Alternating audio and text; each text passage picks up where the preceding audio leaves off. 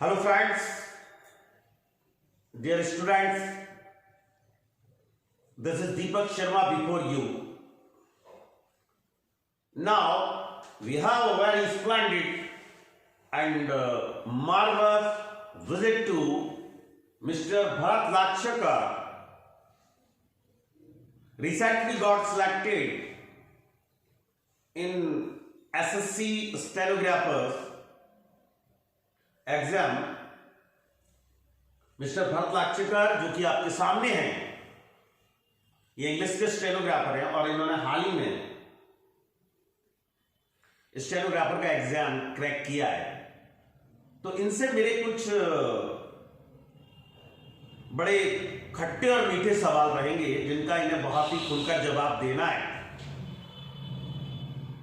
तो मेरा पहला क्वेश्चन आपसे ये है भरत जी कि आपने जो एग्जाम क्रैक किया है हाल ही में, इसके पहले भी आप कई एग्जाम क्रैक कर चुके हैं, जैसे CGL है, CHSL है, CPO है, MTS है, DRDO है, जिनमें आप CGL में थर्ड तक पहुंचे हैं। तो आपकी उपलब्धियां बहुत सारी हैं। तो हम आपकी इतनी सारी जो उपलब्धियां हैं उसमें आपकी स्ट्रेटजी को जानना चाहते हैं कि आपकी बहुत छोटी उम्र है। आपकी एज कितनी है इस वक्त भरत जी? 22 है आपकी एज। तो आपने 22 की एज तक कितने एग्जाम क्रैक किए, उनमें से ये आपका एक फाइनल सिलेक्शन है। तो हम आपकी स्ट्रेटजी को जानना चाहते हैं कि आपकी जो स्ट्रेटजी है वो स्ट्रेटजी आखिर क्या है।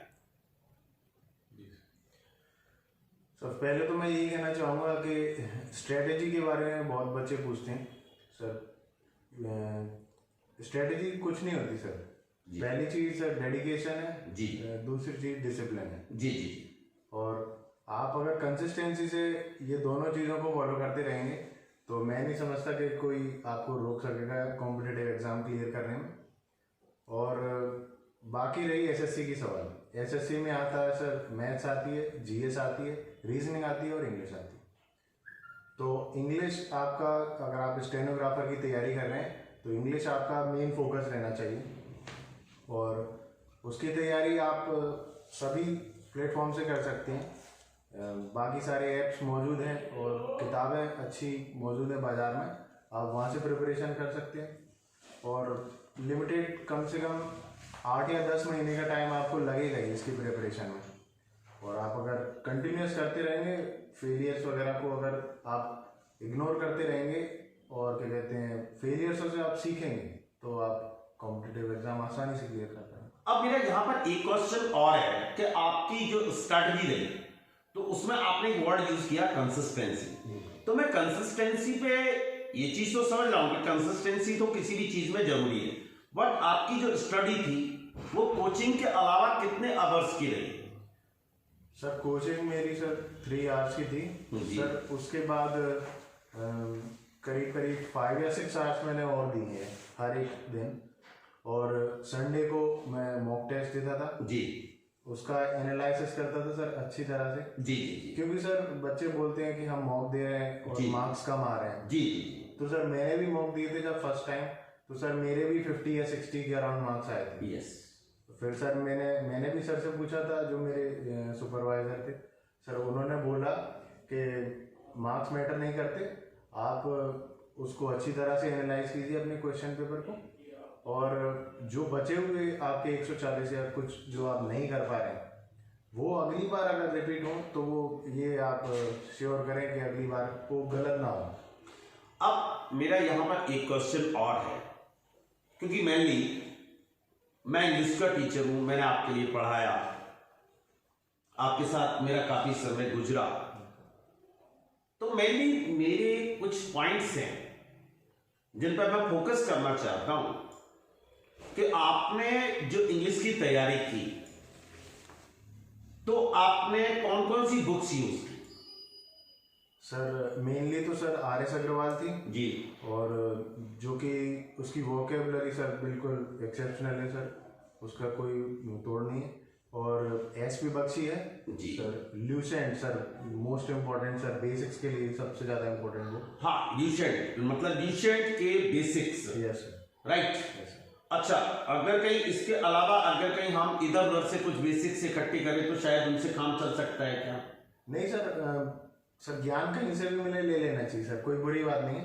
लेकिन सर आप किसी बुक पे ज्यादा फोकस करेंगे तो वो आपके लिए बेटर। मतलब ल्यूसेंट कुल मिला के एक बेहतर किताब है काय के लिए, बेसिक के लिए। और अगर कहीं हम वोकैब का सेक्शन उठाएं तो वोकैब के लिए आर.एस. अग्रवाल जैसी कोई किताब नहीं। इसके अलावा अगर कहीं मैं बख्शी की बात करूं sir, Bakhshi one of the marvellous book. मैं समझता हूं कि लगभग आर.एस. अग्रवाल के इक्विवेलेंट ही है वो बुक भी। राइट भारत, एक क्वेश्चन और है मेरा आपसे कि आजकल एक, चूंकि आपको बहुत ही स्पीक एंड रिस्पॉन्ड बोलना है, would like to make a humble request you are to speak very speak and respond the question that I am going to raise before you, कि जो आजकल एक हमारे शिवपुरी शहर के अंदर एक एटमोस्फियर है सेट पेपर का। तो सेट पेपर दो तरीके से हैं। एक तो आपके जो हमारे यहाँ मेनली फोकस किए जाते हैं, शायद शिवपुरी के अलावा कहीं पर भी फोकस नहीं होता वो आपका, एक तो किरण का टीचर सजेस्ट करते हैं, दूसरा अजय के सिंह को सजेस्ट करते हैं। आपने भी उन बुक्स को यूज किया होगा। तो टीचरों का कहना यह रहता है कि इसमें से लगभग पूरा पेपर आ जाता है। इस बारे में आपका क्या विचार है? क्या इन दोनों किताबों से क्या पूरा पेपर सॉल्व हो सकता है क्या? सर ब्लाइंडली किसी भी एक चीज पर निर्भर करना सर, वो तो गलत बात है। आपको कहीं ना कहीं नहीं, मैं ये जानना चाहता हूं कि उसमें से जैसे आपने पेपर दिया तो कितने परसेंट क्वेश्चन आए? 10%, 20%, 30%, 40%? अप्रॉक्स 50%। 50% क्वेश्चन आए। अब आपके 50% क्वेश्चन तो भरत जी आ गए। अब जो 50% रिमेन है, क्योंकि मैं समझता हूं कि कम से कम आपको सिलेक्शन के लिए 100 में से 80 मार्क्स की आवश्यकता पड़ती है। Right? 80% marks are required to get through in SSC stenographers exam. तो जैसा कि आपने एज यू अर्लियर मेंशन कि मैं वहां से 50% मार्क्स ऑब्टेन कर सकता हूं, तो 50% जो रिमेन है वो 50% आपने कहां से गेन किया? सर बाकी 50% की तैयारी आप ऑनलाइन मॉक टेस्ट सीरीज के जरिए कर सकते हैं, जिसके लिए बहुत सारे ऐप हैं। वैसे मेनली तो 3 ही है जी। आप टेक्स्ट बुक ले लीजिए, ग्रेड अप ले लीजिए और अंडर 24/7 ले लीजिए सर। वो आपकी प्रिपरेशन ऐसी करा देंगे कि आप आसान। मेरा मतलब वही है कि एक कंसेप्ट चलता है कि भाई इसमें से पूरा पेपर आ जाता है, तो ये तो इम्पॉसिबल है। क्योंकि मैंने भी ये ऑब्जर्व किया है कि उसमें से 50% आता है, लेकिन 50% भी जस का तस, तो उसमें कभी क्वेश्चन रिपीट होता ही नहीं है। उस पर बेस्ड आ जाती है 50%, लेकिन 50% की तैयारी हमारे लिए मॉक टेस्ट से करना ही होती है। तो आप बच्चों के लिए यहाँ पर कौन सा सजेशन देना चाहेंगे कि मॉक टेस्ट पर बहुत ज्यादा फोकस देना है या नहीं देना? सर मॉक वो भी ऑनलाइन। हाँ सर, ऑनलाइन मॉक टेस्ट है, आपको कंटिन्यूस लगाने हैं। ऐसा नहीं जैसे आप तैयारी कर रहे हैं, आपको मिनिमम एक तो आपको हफ्ते में लगाना है। आप या कोई एक दिन चूज कर लीजिए या संडे चूज कर लीजिए। वैसे मेरा संडे था, तो उसको आप प्रॉपरली एनालाइज करेंगे और आपके मार्क्स कंटिन्यूस धीरे धीरे इंक्रीज होंगे और फिर हो जाएगा आसानी। थर्ड वन, मेरा यहां पर एक पॉइंट और उठता है कि दोनों में से बेटर कौन है, मॉक टेस्ट या ऑफलाइन? जो एक्चुअली वो जो बुक्स हैं दोनों, जो किरण का सेट पेपर का है और जो अजय के सिंह का है, मैं उसके लिए अनसॉल्व्ड पेपर मानता हूं। क्या मानता हूं? अनसॉल्व्ड पेपर है, क्योंकि उसमें एक्चुअली जो आपके लास्ट ईयर और प्रीवियस ईयर के जो पेपर्स आए वो दिए हुए हैं। मॉक टेस्ट में एक्चुअली क्या होता है कि हमारे लिए ऑल ऑफ अ सडन एक नया क्वेश्चन सामने आ रहा है, और मॉक टेस्ट में क्या करते हैं कि आपका जो क्वेश्चंस हैं वो नए नए तरीके से रेज करे जाते हैं ताकि आप उनको ठीक ढंग से समझ सकें। ठीक है, फिर मेरा एक क्वेश्चन दोबारा से आपके लिए कि कुल मिला के तुम इंग्लिश के लिए कौन सी थीम देना चाहोगे बच्चों के लिए, क्या मैसेज है आपकी? सर इंग्लिश के लिए सर मैं यही कहना चाहूँगा, एक स्टेटमेंट है sir, direction is more important then speed. या सर अगर आप सही दिशा में अगर धीरे भी जा रहे हैं तो आप डेस्टिनेशन पर पहुंच जाएंगे, लेकिन अगर आप इधर उधर भाग रहे हैं, आप तेज भी भाग रहे हैं तो भी आप पहुंच नहीं सकते। तो आपको यही है कि लिमिटेड चीज़ों पर ध्यान देना है और कंसिस्टेंसी सबसे ज़्यादा इम्पोर्टेंट है। थोड़ा सा क्या आप अपने जो प्रीवियस सिलेक्शंस है उनके ऊपर फोकस देना चाहेंगे बच्चों के लिए जिनमें आपको सफलता मिली है, और कहाँ कहाँ तक आपको सफलता मिली? जी सर। हाँ सो मैंने CGL भी क्रैक किया है सर। जी सर पहला एग्जाम मेरा स्टेनो ही था जी जी क्रैक करने वाला। उसके बाद मैंने CGL, CHSL, NDA सर वो कंटिन्यूस जब मेरी प्रिपरेशन थी तो सर सारे क्रैक होते गए, लेकिन सर मेरा मेन फोकस इसी पे था क्योंकि मैं पहले से स्टेनो सीखा हुआ था और ये मेरा मैंने क्लियर किया इसको, तो मैंने इसकी प्रिपरेशन शुरू की मेंस की, और फिर इसी बीच ये सारे क्रैक हुए तो मतलब इन पे मैं इतना फोकस नहीं दे पाया जी, जिसकी वजह से शायद मैं इनके 3rd ईयर या 4th ईयर में बाहर हो गया जी। लेकिन वो इतना मैटर नहीं करता क्योंकि मैं जो चाहता था वो मेरे पास है ऑलरेडी। और बस मैं यही कहना चाहूँगा कि मेहनत ही सब कुछ है, अगर आप करते रहेंगे तो होगा जरूर। अच्छा, कुछ एक सलाह हम लोगों के लिए या बच्चों के लिए आप GS में कौन कौन सी बुक सजेस्ट करना चाहेंगे? GS के लिए तो सर सबसे पहले 2 या 3 चीज़ें ज़रूरी होती हैं। एक तो आपको चाहिए करंट अफेयर्स जो कि मंथली होते हैं, उसके लिए एक न्यूज़पेपर आता है युवा मंथली न्यूज़पेपर आता है सर, वो बेस्ट है मेरे हिसाब से। और आपके कोई कोचिंग हो या इंस्टीट्यूशन हो जो आपको मटेरियल प्रोवाइड करे उस पर आप फोकस रखिए, और जो आपको करंट अफेयर्स ऑनलाइन अवेलेबल है जाएंगे उस पर आप फोकस करिए। जैसे अड्डा 24/7 से मैं लिखता था सर, डेली आते थे, डेली के करंट अफेयर्स आते थे, मैं उनको एक रजिस्टर में जॉट डाउन करता था सर, उनको रिवाइज करता था वीकली, तो सर बहुत आसानी से हो गया था। उसके बाद सर आपकी जो रिमेनिंग GS की बात आती है, हिस्ट्री, ज्योग्राफी, सर उसके लिए ल्यूसेंट बहुत ही इनफ मैं समझता हूँ। लेकिन सर GS की अगर बात किया तो कोई भी सर उसमें 35 या 40 मार्क्स नहीं ला पाएगा क्योंकि सर वो तो एक महासागर है सर, उसमें थोड़ा सा। वैसे भी ल्यूसेंट का जो पब्लिकेशन है बहुत ही शानदार है, वैसे भी उसके बारे में एक चीज कहा जाता है, उसकी जो GS की बुक है गागर में सागर, am I right?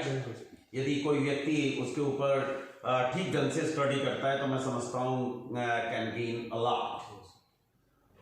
मैथमेटिक्स और रीजनिंग, इसके बारे में आप कौन कौन सी बुक ऑनलाइन ऑफलाइन क्या सजेशन देना चाहेंगे, दीजिएगा? यस सर, मैथमेटिक्स के लिए तो सर आपको बुक सर मैं सजेस्ट करूँगा राजेश यादव सर की, मैंने उन्हीं से पढ़ा था जी। और मेरे एक और सर थे राजेश लांबा सर, जो मेरी कोचिंग के टीचर थे सर, उन्होंने भी मेरे को बहुत ही अच्छा पढ़ाया, उनके नोट्स मेरे पास आज भी मौजूद हैं। उन्होंने जो जैसा पढ़ाया सर शायद ही कोई और मेरे हिसाब से मुझे कोई समझा सकता था वैसा। और बुक्स मैंने कंटिन्यूस लगाई हैं, राकेश यादव सर की एडवांस बुक और जो बेसिक बुक है कंप्लीट मैंने लगाई है। और मैथ्स आपकी स्ट्रॉन्ग होती जाएगी आपकी स्पीड से, अगर आप मॉक देते रहेंगे कंटिन्यूस तो आपके वहाँ एक टाइम प्रेशर रहता है आप जब मॉक देते हैं, और उस वक्त आप अपनी एक्यूरेसी मेंटेन रख पाते हैं, तो सर मैथ्स के लिए तो वो इनफ होगा आपके लिए। और यहाँ जहाँ तक रही रीजनिंग की सवाल, रीजनिंग तो सर मॉक टेस्ट दोगे आप उससे भी हो जाएगा, और लास्ट 10 ईयर्स जितने भी हैं आप वो पेपर लगाइए रीजनिंग के लिए और मॉक टेस्ट। लेकिन रीजनिंग में इस बार जो हुआ है अभी जो रिसेंटली एग्जाम, उसमें रीजनिंग का बता रहे हैं बहुत ही बड़ा क्रिटिकल मैटर रहा है, तो आखिर वो कमजोरी कहाँ पर रही है? सर प्रैक्टिस सर, रीजनिंग की practice. Yes sir, practice makes a man perfect. तो सर आप रीजनिंग में भी यही है, अगर आप उसको इन्फर कर पाते हैं कि क्वेश्चन क्या कह रहा है जी, किस मेथड का यूज किया गया है, तो आप कर लेंगे, वरना आपको टाइम लगेगा, हो तो जाएगा लेकिन टाइम लगेगा, और टाइम मैटर करता है आपके एग्जाम में। मेरा लास्ट क्वेश्चन आप शर्मा इंग्लिश एकेडमी के स्टूडेंट रहे, आपके लिए बहुत बहुत शुभकामनाएं। आपने बहुत अच्छी मेहनत की और एक अच्छा रिजल्ट सामने दिया। आप कोई मैसेज देना चाहेंगे एकेडमी के लिए? सर आदरणीय सर, और प्लस में एकेडमी की यदि कोई ड्रॉबैक्स हो तो वो भी आप बता सकते हैं। नहीं सर, ड्रॉबैक्स तो मैं कोई नहीं समझता सर। आपने जो पढ़ाया ना सर, सर वो इनक्रेडिबल था और सर उसकी कोई तोड़ नहीं है सर मेरे लिए। और आपने जो सिखाया उसको मैंने फॉलो किया। आपने डांटा भी, लेकिन सर वो भी एक तरीके से सर मोटिवेशन ही था, क्योंकि सर टीचर उसी को डांटता है जिससे वो उम्मीद करता है कि वो करेगा। हाँ, मेरा नाम इस मामले में काफी सब लोग कहते हैं वो डांटता है। एक्चुअली वो डांट नहीं है, वो मेरा प्यार है। एक्चुअली मैं चाहता हूं कि जो बच्चा है उसका सिलेक्शन होना चाहिए, इस वजह से मैं बच्चे को डांट देता हूं। बाकी तो मेरा कोई पर्सनल इंटरेस्ट तो रहता नहीं है। तो भरत जी, आपने जो हम सब लोगों के साथ में समय बिताया और जो बच्चों के लिए मैसेज दी, उसके लिए बहुत बहुत धन्यवाद। अभी 2 जन के इंटरव्यू और हैं जो हमारे सामने बैठे हुए हैं, उनके भी इंटरव्यू, फिर हम लोग साथ में भी बैठेंगे। हाँ, लास्ट में कोई मैसेज? सर मैं एक बच्चों को कहना चाहता हूँ एक बार। सर एक स्टेटमेंट है सर, उसमें ये बोला जाता है कि if you don't sacrifice for what you want will become the sacrifice. Right. अगर आप सक्सेस पाना चाहते हैं तो उसके लिए वक्त दीजिए, वक्त आपको रिटर्न देगा। यस। आप मेहनत करिए, आपको वापस मिलेगा। Here is my message. The word impossible is written in dictionary of fools. Everything is possible, and that you have been proved. Got through in many competitions. Thank you very much, Mr. Bharat Lakshakar. Have a nice day. Thank you very much.